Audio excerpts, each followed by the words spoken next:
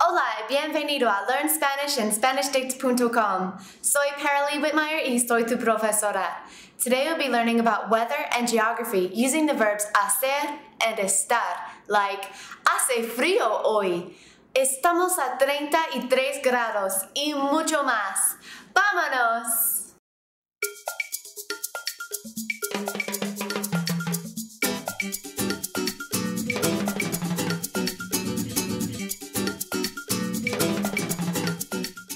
Before you travel to a new country, you should definitely check out the weather and the geography of that place. But while you're in a new country, asking a stranger about the weather is one of the easiest conversations you can have, and it will definitely improve your casual conversation skills. You could ask about the weather and then maybe ask a few more questions about what you should do if it's rainy, if it's hot, or if it's really cold. But before we get to the conversation, I have some explaining to do. The weather in Spanish and in English are very different. In English, if I ask you, what's the weather like? How would you start your answer? With it is, right? It is rainy, it is hot, it is cold. And in Spanish, you're not going to use either of the verbs that you know for it is, but rather you're going to use the verb for to make or to do, which is hacer. I know this doesn't make much sense now, but with a little bit of practice, you'll just get used to it. For the question today, what is the weather like? All you have to say is, ¿Qué tiempo hace? Repite, ¿qué tiempo hace? And I hope you noticed that the word for weather, el tiempo, is the exact same word as time, el tiempo. It's just one of those things about español. But if you ask me the question, ¿Qué tiempo hace? I could give you all kinds of answers. Hace calor. Hace calor. Hace frío. Hace frío. Hace viento. Hace viento. Hace sol. Hace sol. Hace niebla. Hace niebla. Hace nubes. Hace nubes. Did you notice that all of the answers were hace plus a noun, but without the definite article? That's how the weather works in Espanol. But I know what you're thinking. What about rain or snow?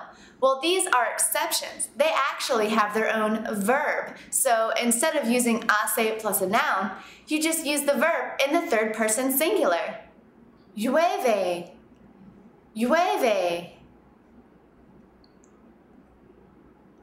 Nieva. Nieva. Vale, una pruebita, a tiny quiz. I'm going to show you some pictures of places that you might visit while in a Spanish-speaking country. You tell me what the weather is like there, and I'll give you two options to choose from. ¿Listo? ¿Qué tiempo hace en la selva? Hace calor. ¿Qué tiempo hace en la playa? Hace sol. ¿Qué tiempo hace en la sierra? Hace frío. Bien, ahora podemos continuar la conversación. When you begin a conversation with someone about the weather, I know you want to say more than just, it's sunny or it's cold. But unless you're in the habit of watching the news every morning, you're going to want to know what the temperature is like, right? That's the next part of our conversation. And like a lot of things in Espanol, this one is a good bit different than English. Instead of using the straight translation for it is 80 degrees, where you would say it is, you're actually going to use a different verb, estar. Now you have a little bit of experience with this verb, but you use estar in the nosotros form because you're talking about the temperature as it is experienced by the speaker and those around him or her.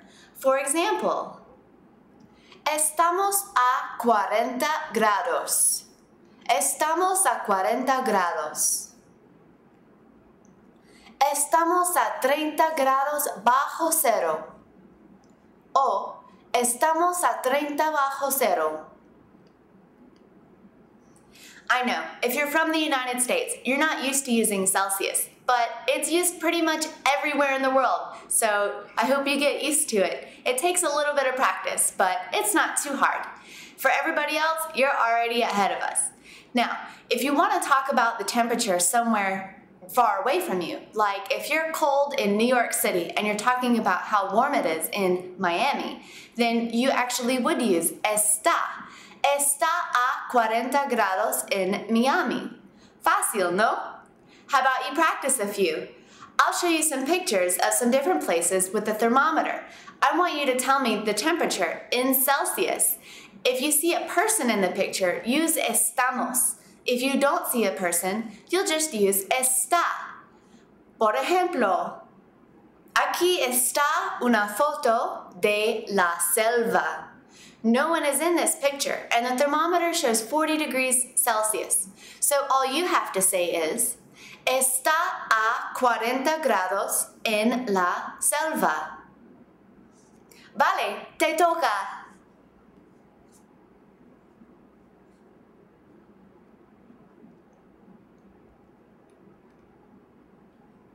Estamos a 35 grados en la playa.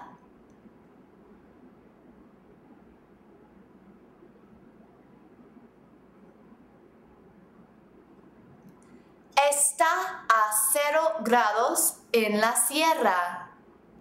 Perfecto! Now, there are just a few more things to make sure that you are fully prepared to talk about the weather, how you are feeling, whether you're hot or you're cold, and the seasons of the year. Because if you're traveling to, say, Argentina in July and you're from the UK or the US, you're going to think, oh, it's summertime.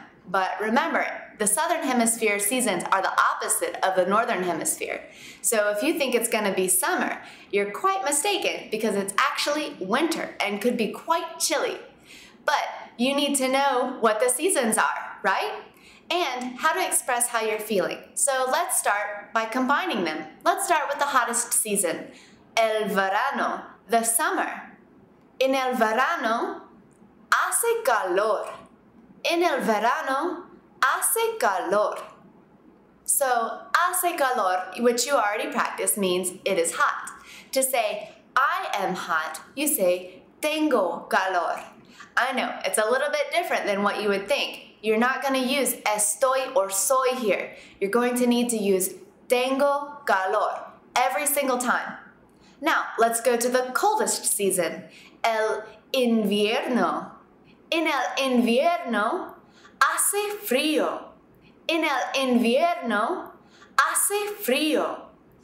So if hace frío means it is cold, and tengo calor means I am hot, how do you think you say I am cold? Tengo frío. Fácil, no? Now, all we have left are the other two seasons, and these are my favorite because they're neither hot nor cold. El otoño. Me gustan mucho las hojas bonitas en el otoño. I love the pretty leaves in the fall. La primavera. Me gustan mucho las flores en la primavera. I love the flowers in the spring.